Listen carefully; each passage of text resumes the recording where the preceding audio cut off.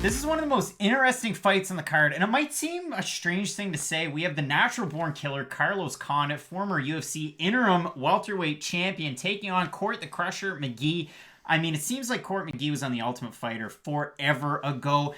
And here's the controversial thing that I'm going to say to start the video off. Court McGee holds a bigger win on his record than Carlos Condit does, even though Carlos Condit is a former UFC interim champ. Condit to win that beat Nick Diaz. That was a big deal back then. Court McGee has a win over Robert friggin' Whittaker. Before he was champ. Before he was champ. How crazy is that? That's crazy. You'd never think that. But Court McGee, lately salty record.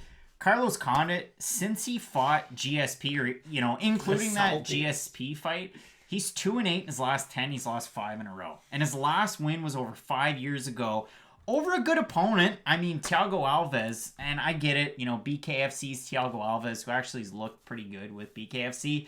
But Condit in his last 5, it kind of looks like the shell of the fighter that we came to love. I'm going to go off for a second, Craig, so just hold on tight. No one, like, okay, none of my friends, I've been trying to get my friends into MMA, and I'm trying to explain to them all these great fighters that they missed out on, and, like, trying to give them sort of a little bit of history lessons, just as, like, who they should know. And then my friends and I were going over this card, and they were like, oh, Carlos Condit. And they were just looking at his record, and they thought he was some scrub, and they didn't know why he fought in the UFC. But if you've been at this for a while, and if you like MMA, Carlos Condit is on first team all violence. I think it was Sean Al-Shadi that tweeted that out. Like, if you're a new MMA fan, and you've only been focusing on MMA for even the last 5 years, so you can even be a fairly hardcore fan at this point, you don't really know the story of Carlos Condit. At one point, you gotta look at the earliest part of his career. Submitting guys off his back. He can do triangle chokes, arm bars. He's this kind of, not a phenom on the ground, but he's finishing people off his back. He's such a good striker. People are trying to take him down. And I think he kind of fell in love with that, because then you look at his record as he's moving up the ranks. He's this phenomenal striker. He knocks out Stun Gun with that crazy double flying knee. He TKOs Rory McDonald in the 3rd round of their crazy fight. And then you can just feel it. It's like, okay, Carlos Condit, he's making his march towards the title. And then he fights Nick Diaz. And I understand it's a controversial fight. People like to say Diaz 1, 2, and 5. Carlos Condit won that fight. I don't care what anyone says.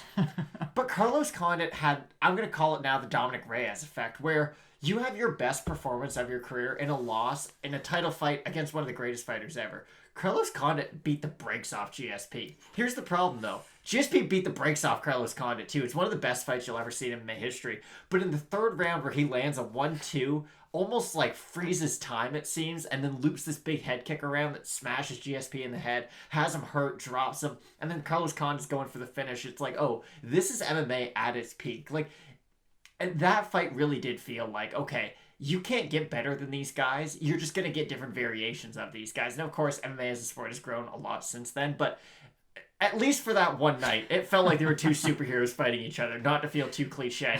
Carlos Condit's not that guy anymore. And the problems that he had in the earlier part of his career are still the problems that he has now. He can't defend a takedown to save his life.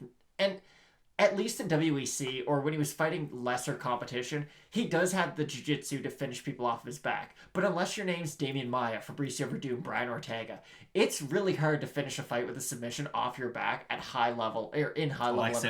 Alexei Oleinik and Tony Ferguson. Like, those are pretty much the only 5 guys who should do anything in their guard, like Charles Oliveira. So you have to be this crazy high-level grappler where that's not really what Carlos Condit's game is built around. His game's built around, I'm a really good striker. I don't have crazy power, but I've got really good volume. Things are coming from weird angles. I've got great elbows. I'm big for the division. I'm awkward. Like, he has a lot of the X factors, but his game's sort of bare bones if you really think about it. And the chin and the cardio are 2 things that are probably never going to go away. The Robbie Lawler fight, it's wild that even after he lost to GSP, he got a title shot that a lot of people thought he won. I mean, the Robbie Lawler fight at UFC 195, another one of the greatest fights ever, where they beat the brakes off each other. And a lot of people thought Carlos Condit won, but when you're in fights like the Robbie Lawler fight, and when you're in fights like the GSP fight, they take something from you. I mean, remember the Carlos Condit moment? He's had a Step Brothers moment where it was baseball bat on a golf club. I mean, they both threw hooks. One of them landed more flush than the other one, and Carlos Condit able to come out on the winning end.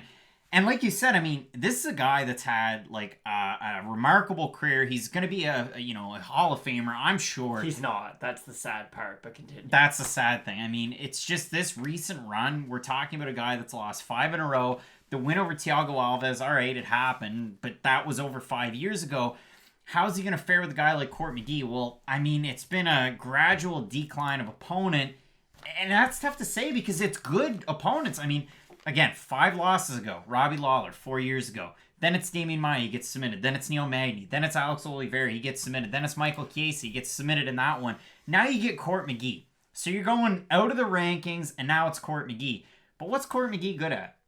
Wrestling and pressuring guys. And the trouble for Carlos Condit over his career, such a long body of work, if you want to look at the percentages, his takedown defense is at 36%. Court McGee, his accuracy is not great at 21%, but he just keeps going forward, keeps moving forward. So unless he gets caught by a strike, which I'm sure there's a large percentage of you that are going to say Carlos Condit's going to win by knockout, I just don't see that happening in this one. I really don't. Here's my problem. It's a perfect fight for both guys at the stage of their careers because it's hard to deny Carlos Condit fights like you can with BJ Penn. BJ Penn, he just kind of got hit and wouldn't respond to it. Carlos Condit's losing his fights, but he's not completely out of them anymore. Like, I do think he can win a fight in the UFC. I think there's a guy in the welterweight division he can beat. There's at least one of them. And if that guy's Mickey Gall, then maybe it's only Mickey Gall.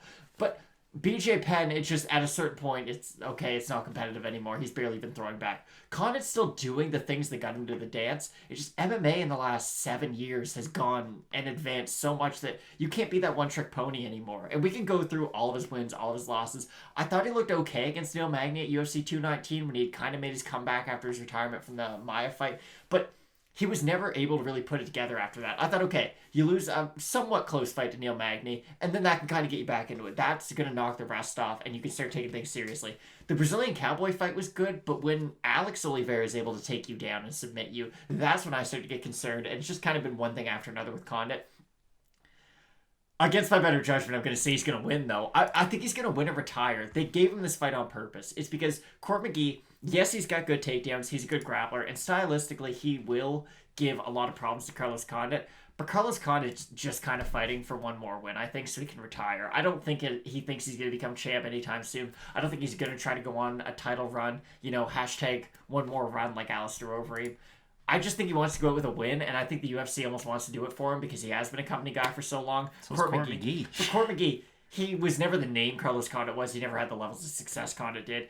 And Court McGee's not very fast at this stage in his career. He is a little slower. His striking's quite labored. So if Carlos Condit is ever going to get a win, it would be right now. If he loses, though, this is it. I hope at least. I agree with you. I think if he's going to get a win over anybody, it's probably going to be Court McGee. And a lot of the Tapology voters are agreeing with that sentiment. Out of 792 votes, 67% going with Condit, 80% predicting decision.